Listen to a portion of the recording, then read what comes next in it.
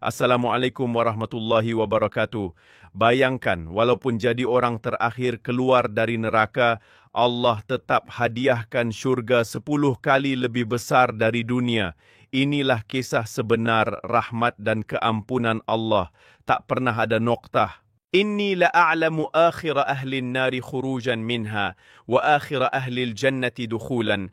Rajulun yakhruju minan nari kabwan fayaqulu Allah اذهب فادخل الجنة فيأتيها فيخيل إليه أنها ملأى فيرجع فيقول يا رب وجدتها ملأى فيقول اذهب فادخل الجنة فيأتيها فيخيل إليه أنها ملأى فيرجع فيقول يا رب وجدتها ملأى فيقول اذهب فادخل الجنة فإن لك مثل الدنيا وعشرة أمثالها أو إن لك مثل 10 أمثال الدنيا فيقول تسخر مني أو تضحك مني وأنت الملك فلقد رأيت رسول الله صلى الله عليه وسلم ضحك حتى بدت نواجذه وكان يقول ذاك أدنى أهل الجنة منزلة.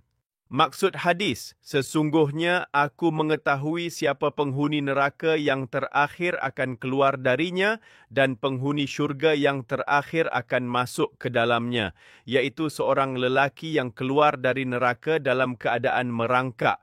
Lalu Allah berfirman, pergilah, masuklah ke dalam syurga. Maka dia pergi ke syurga, tetapi dia membayangkan syurga itu sudah penuh, lalu dia kembali dan berkata, wahai Tuhanku, aku mendapati syurga sudah penuh. Allah berkata lagi, pergilah, masuklah ke dalam syurga. Dia pergi, namun dia tetap membayangkan syurga itu penuh, lalu kembali lagi mengadu. Perkara itu berulang sebanyak 3 kali. Akhirnya Allah berfirman, pergilah, masuklah ke dalam syurga. Bagimu nikmat sebesar dunia dan 10 kali ganda daripadanya. Lelaki itu berkata, adakah engkau mengejekku sedangkan engkau adalah raja?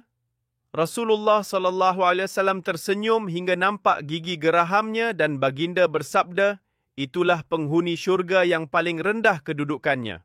Hadis sahih ini diriwayatkan oleh Abdullah bin Mas'ud radhiyallahu anhu, direkodkan dalam Sahih Al-Bukhari dan Muslim. Hadis ini menggambarkan satu kisah yang amat menyentuh hati, tentang penghuni terakhir yang keluar dari neraka dan akhirnya menjadi penghuni syurga. Lelaki ini merangkak keluar dari neraka kerana dosa-dosanya, namun Allah dengan rahmatnya tetap memberi peluang kedua untuk masuk ke dalam syurga. Bayangkan setelah lama diazab, dia akhirnya mendapat arahan dari Allah untuk masuk ke syurga. Tapi dia berasa rendah diri dan menyangka syurga sudah penuh. Allah tetap memanggilnya dan akhirnya memberitahu bahawa ganjarannya adalah 10 kali ganda dunia. Lelaki itu seolah-olah tidak percaya dengan nikmat yang diberikan, hingga dia berkata, adakah engkau mengejekku, wahai Tuhan? Menunjukkan betapa luar biasanya ganjaran Allah kepada hamba yang paling rendah kedudukan sekalipun di syurga. Hadis ini membuktikan luasnya rahmat dan kasih sayang Allah. Ia memberi harapan kepada semua orang. Tidak kira seteruk mana sejarah silam kita, seandainya masih ada iman walaupun sebesar zarah, akhirnya Allah boleh mengurniakan keampunan dan nikmat yang tidak pernah kita bayangkan.